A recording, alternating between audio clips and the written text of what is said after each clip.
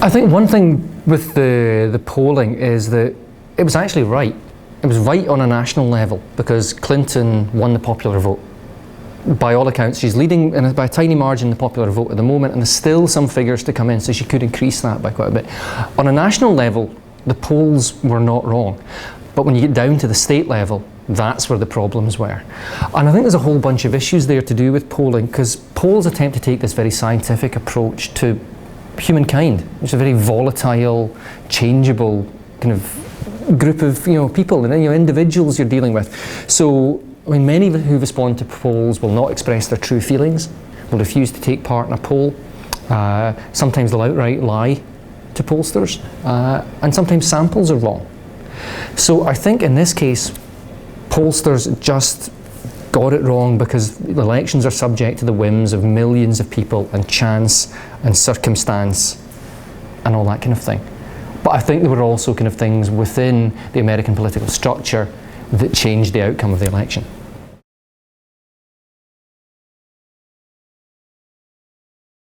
Anxiety, jobs, fear, disillusionment, disenfranchisement, globalization. I mean, a lot of people who voted for Trump, and certainly people who were interviewed prior to the election, voted for, sometimes for the best of intentions. They were in areas like the coal country of West Virginia, or what's called the Rust Belt, the former industrial steel cities and chemical work cities and all that kind of thing, who had seen jobs decline, their industries taken away from them, and a lot of that was down to jobs transferring to places like China, to India and all these kind of things, and they only see globalization as a negative.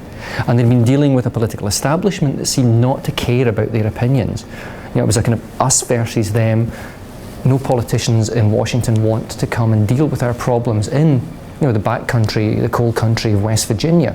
So there's a lot of disillusionment, disenfranchisement and anger, a political system that seemed not to take account of people's feelings.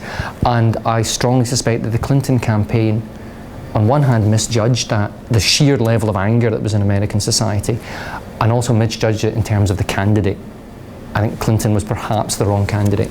To break that down, I mean, Clinton got a huge chunk of the popular vote.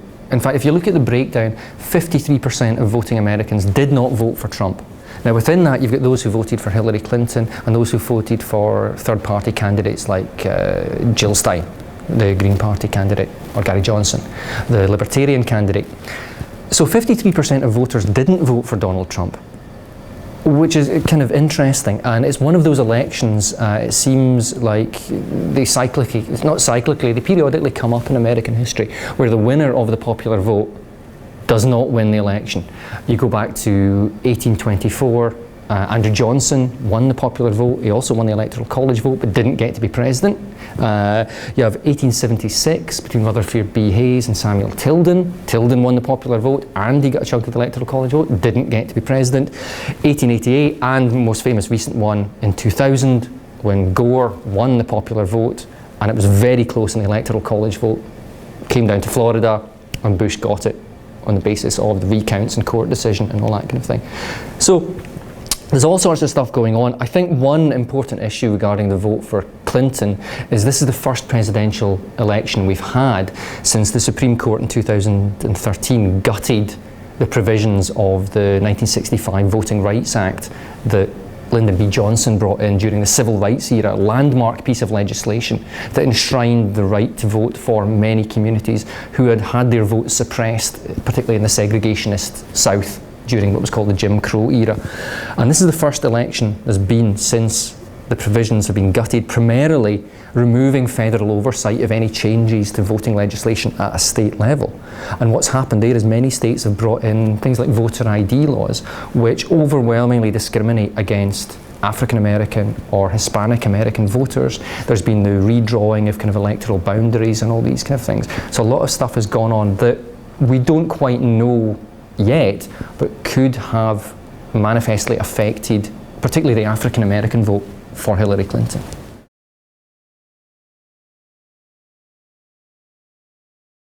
It's because there's a system in place whereby, and it doesn't really come out now. This is primarily a 19th century phenomenon, where if you didn't get the Electoral College by enough, so you didn't get a majority, it would go to Congress, and Congress would decide. So that happened with Andrew Jackson in 1824. He won the Electoral College by a small margin. He won the popular vote, but there were multiple candidates in that election, all with a chance of winning, and it went to Congress. The weight went behind John Quincy Adams, the son of previous President John Adams, and Jackson essentially got stiffed in that and was furious about it. He called it a corrupt bargain. He said that it had all been rigged. And I think there are interesting parallels between a president like Jackson and a president like Trump. Jackson came into the presidency in the election of 1828, became president in 1829 on a wave of, strenuous masculinism. He had this kind of masculine identity, this identity as a Westerner, as a tough guy. He appealed to the alienated, the disenfranchised voters, who were all men at that point. Women did not have the vote until 1920. And he appealed to these kind of populations in the American political system that felt they had been set aside, disenfranchised. He appealed to them, the alienated, and got in. And when he got into the presidency, he enacted some pretty strong measures in terms of breaking down the American federal banking system, of his most notorious act, the Indian Removal Act, which removed the remaining Native American tribes from the eastern United States and forced them to march westwards beyond the Mississippi into the west to lands that were not their ancestral lands, killing many thousands of them along the way. And if you look at kind of personality and the way they act and everything, there are some parallels between Jackson and Donald Trump. But as always with history, you've got to be careful about drawing too close a parallel between historical figures separated by nearly 200 years of time.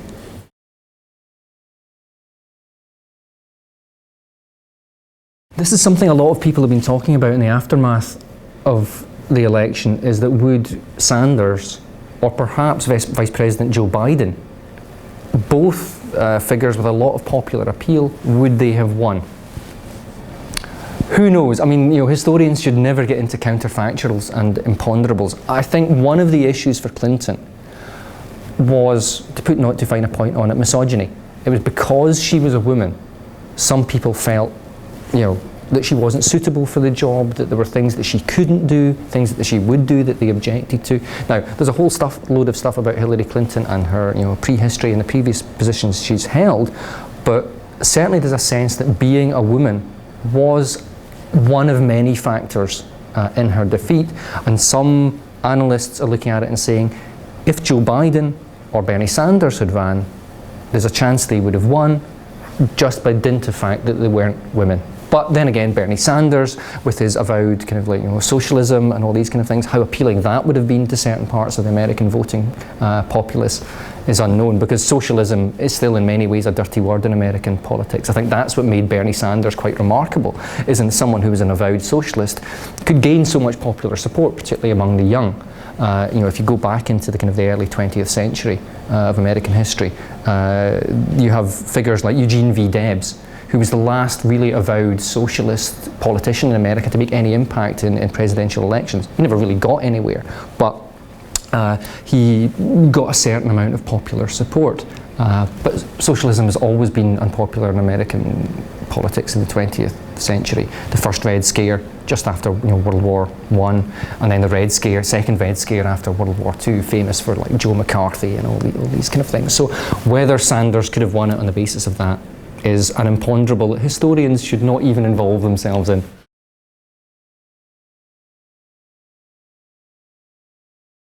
There are many things he said on the campaign trail that we don't know exactly what he's going to do once he gets into power. Now, I mean, he has power. He's going to be, January 20th next year, he is going to be in the Oval Office.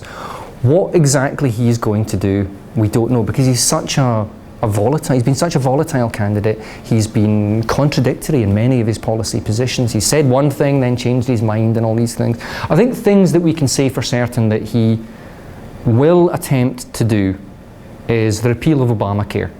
So the healthcare system that was put in place, the landmark domestic achievement of Barack Obama, I think he's going to do all he can to repeal it, and he will have the support of a Republican-dominated House of Representatives and a Republican-dominated Senate.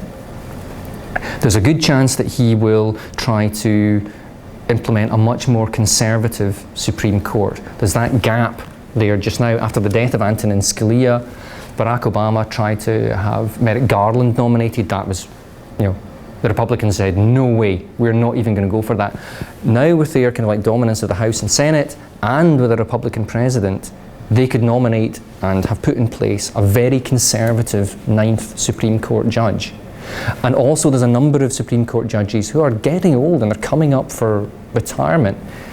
In a Trump presidency, they could be replaced with very conservative justices. And that's not just an issue for a Trump presidency, whether it's a single term or 2 terms. That could be problematic for a generation, because once a Supreme Court justice is in there, they're in there until they die or they retire. So we could have a very conservative Supreme Court, and therein lies a problem in that the Supreme Court, the President doesn't have the power to overturn Supreme Court legislation, but the Supreme Court could make decisions that overturns landmark legislation, like the 1970s Roe versus Wade decision, which enshrined abortion rights. Now, Trump has come out and said he's against that. Claims he made on the campaign trail said he would have women punished for having an abortion. Now, a Trump-supporting conservative Supreme Court could conceivably overturn Roe versus Wade, and that would be a major change in American social and cultural life, especially for women.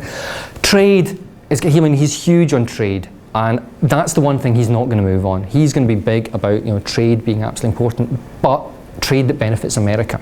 He wants trade to benefit America. He's going to put in place, allegedly, tariffs. He's going to penalise companies that move jobs abroad. It's prioritising creating jobs in the United States, trade that benefits the United States. And it seems unlikely that a man who views himself as a great businessman, the art of the deal, the great wheeler dealer, is going to move on something as important on trade and business. He also has things that I think will prove a bit more contentious, even with a Republican legislature. Things along the lines of political reforms. He kept talking about draining the swamp of Washington. Now that would bring in, he was talking about bringing in, term limits, for congressmen and senators. You wouldn't allow to be a congressperson or a senator for more than X number of terms. Now that would receive a lot of resistance in both the House and the Senate. And also he talked about kind of improving America's decaying infrastructure, highways, reservoirs, all these kind of things that are kind of necessary but boring, would require a lot of federal spending. And that's something that the House and the Senate might resist unless we get back to this kind of a pork barrel kind of politics. They see a benefit for their individual states and money and jobs and everything come in. So there's a whole lot of stuff that he could do, but we don't know what he's going to do. Obamacare is the easy one. I'm pretty certain he's going to do that.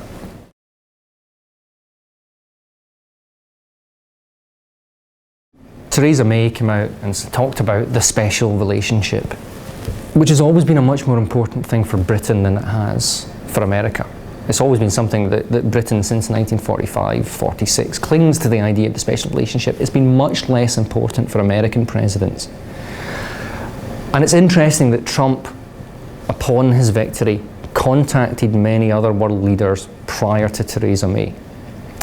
Now, with Britain's withdrawal from Europe and Trump's avowed positions on certain issues like security and defence in Europe, this could create a problem if Trump decides to deprioritise the American commitment to NATO. If Britain has withdrawn from the EU, which is increasingly prioritising EU defence structures, a NATO without the United States, a Britain without the EU could place Britain in a very, very isolated position.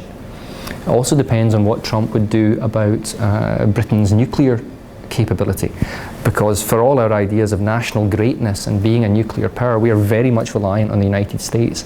The missiles that we have on our Trident submarines are not our missiles. We effectively lease them from the United States. They're all maintained at a naval base in the United States. We can't maintain the missiles. We create our own warheads, but those missiles are American and they come out of a common pool that's also used by American submarines. So there's that there as well. I couldn't predict whether that is going to change, because that is a whole different area that Trump hasn't really commented on. He likes nuclear weapons, actually. He's a big fan of nuclear weapons. So it's very much up in the air of where Britain stands during a Trump presidency. If Trump imposes trade barriers, like big tariffs on trade coming into America, that's going to affect Britain, because America is a big trade partner, and a Britain that's come out of the EU trade system and is relying on places like America. If Trump imposes these trade barriers, that is a serious problem for the British economy. There's also the problem of intelligence sharing. Trump has made statements along the lines of that he would task organisations like the National Security Agency, America's kind of secret listening organisation that everyone now knows about, to do more to observe Americans and more surveillance. Now, there's a very close alliance between Britain's GCHQ and the NSA. How comfortable GCHQ would be with that? Now, they've been party to mass surveillance as well.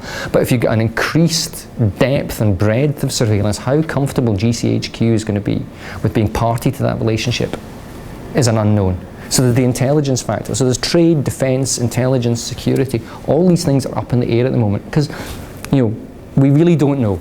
We don't know what he's going to do when he gets into power.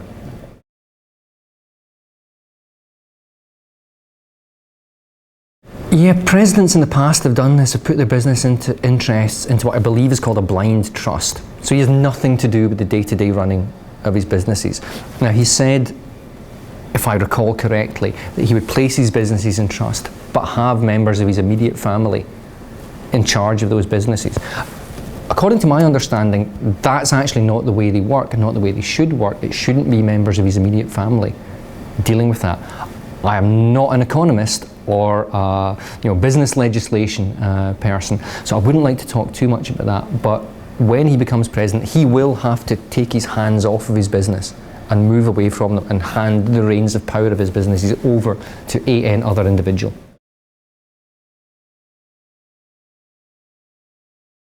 I think on many issues they will work together. There will be a lot of cooperation, because he is a Republican president. They will fall into line. Many of them will fall into line behind him, because he holds the power. The presidency is a very powerful office. It's not as powerful as many people would think it is, but he has a lot of informal power to do a lot of stuff that could affect the careers of Republican senators and Congress people and all that kind of thing. So there will be a certain amount of falling into line, and there is a lot of alignment between some policies that Republicans in the legislature want to enact and Trump wants to enact. I think we come back to Obamacare. That has been fought against since day one, and if a president comes in and says, I want to get rid of this healthcare system, that will happen. There's other things that he may be in for more of a fight and may have to compromise on. But I think there's something about when you kind of mentioned there about moderating his position. I mean, again, it comes down to I'm saying this a lot, a we don't know situation. He might, then again, he might not. I think it depends on whether congressional and senatorial Republicans, how much influence they can actually have over him. But if you're looking, giving another historical example, if you look at Richard Nixon, when he won the presidency in 1968, Nixon came into the presidency and famously drew up stuff like his enemies list and set up the plumbers unit, which led to Watergate and all that kind of thing.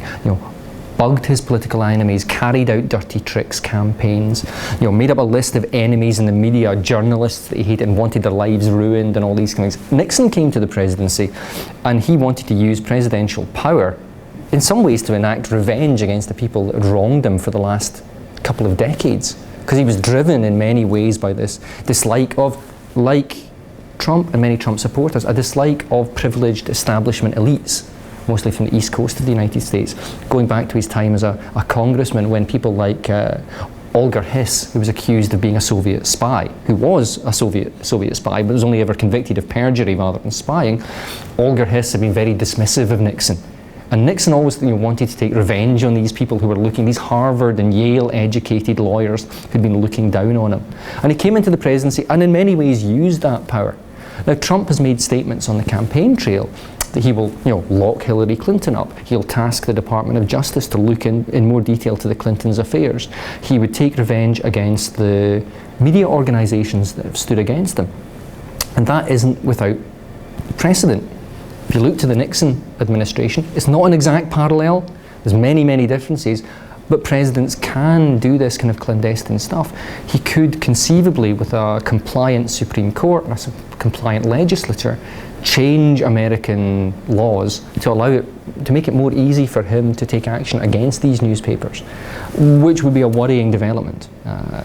Nixon tried to pressure various, through the legal system, tried to pressure various American newspapers, particularly during the Pentagon Papers affair, which was Daniel Ellsberg, the whistleblower, revealed much stuff about the Vietnam War. So it's not out with the realms of possibility that Trump could try to do something similar to Richard Nixon. Again, we don't know.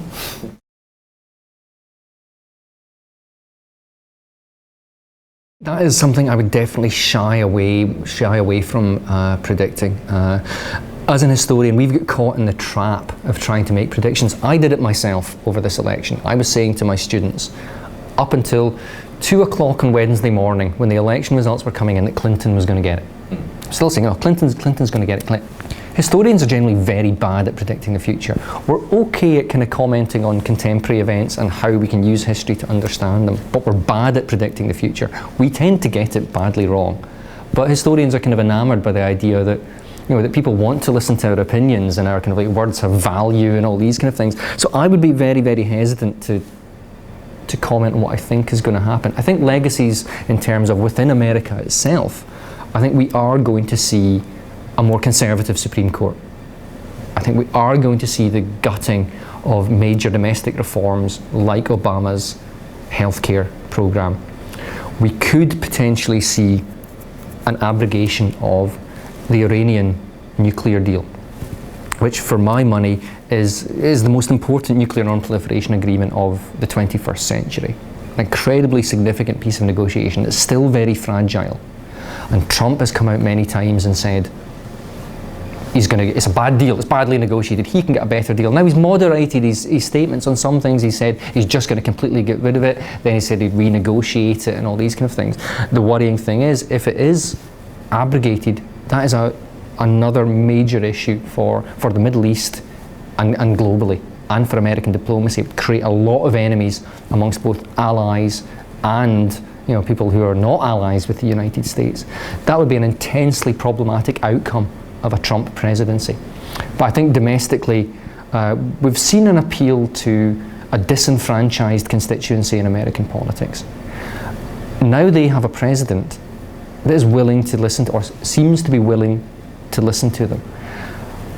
How the Republican Party comes out of this, whether the Republican Party gets in line behind Trump, we see factionalization. I think a lot of them are going to get in line behind Trump. What happens with the Democrats? Before this election, everyone was talking about, what happens to the Republicans in the aftermath of this election? Because everyone thought Trump's going to lose.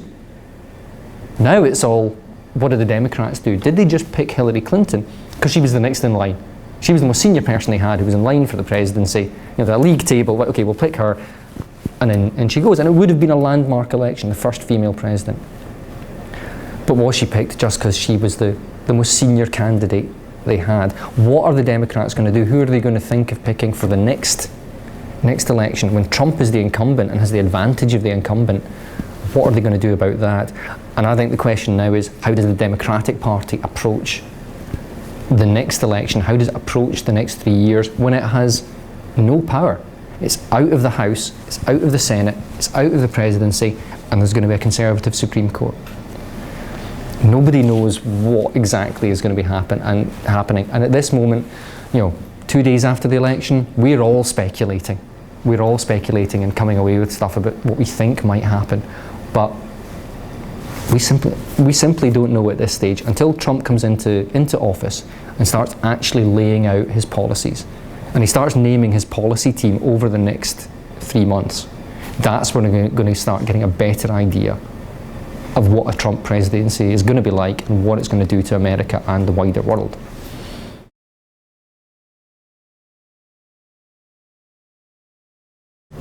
Not really. I think in terms of Syria, I mean, Trump talks about kind of prosecuting a very aggressive war to eliminate ISIS. Now, Putin is in Syria and northern Iraq for his own reasons, for his particular reasons, and we could see this clash between Trump's policy towards ISIS and Putin's policy towards ISIS, and they're both strong-willed, determined, hyper-masculine, kind of like macho kind of leaders, and whether they're going to butt heads over this, we simply don't know.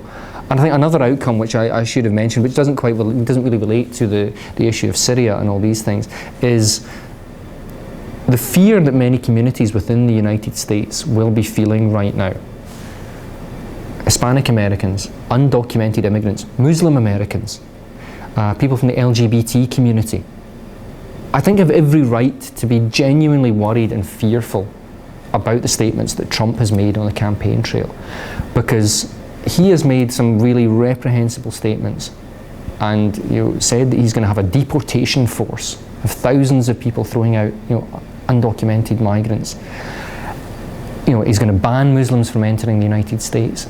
That is deeply problematic and is causing an absolutely understandable level of anxiety and fear amongst people in the United States for very good reason, indeed. And I think they have reason to be worried. Again, we'll need to wait and see. He might roll back on this, but he doesn't seem to be the kind of guy that rolls back on his policies, because that would be weakness. That's not what a winner does, and he likes to think of himself as a winner.